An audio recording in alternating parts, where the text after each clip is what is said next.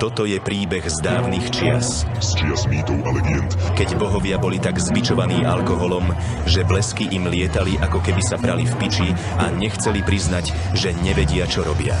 Zeus rozdával blesky ako facky na diskotéke a Poseidón si značkoval územie, ako by to bol splachovací hajzel po celej zemi. A keď sa niekto pýtal na budúcnosť, veštkyňa odpovedala hádankami, ktoré ste pochopili až potom, čo vám prišlo vyúčtovanie za plyn a zistili ste, že nie ste v hviezdnom seriáli, ale na Skurvensku. Len jeden chlapík mal dosť odvahy, aby sa postavil tejto zmesi hovien. Dikules. Dikules mal sypku, akú nikto nevidel. Sypku, ktorú mohla premôcť aj moc jeho tragicky dramatického pohľadu a slow-moton vlnenia vlasov vo vetre na 2 monsteroch a 2 skúpach pre workoutu. Putoval po zemi a zápasil s nástrahami svojej zlej ex, ktorá ho stále jebala, že chodí do posilky ako zasraný kulturista. Zatiaľ, čo ona si miešala kávičku a postovala otrepané bullshity na Instagram. Keď porazil Hydru, myslel si, že je koniec, ale poisťovňa mu oznámila, že jedna z hlav mala poistenie a teraz dlží Olympu 12 rokov kokockej práce. Kdekoľvek sa zjavilo UFO, vždy tam bol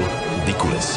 Keď rozbil zlého kráľa, zistil, že bol len správca a teraz musí splácať účty. A keď sa dedinčania pohádali kvôli tomu, že niekto tvrdil, že klobása z východu je lepšia ako zo západu, Dikules prišiel znova a rozbil aj ich.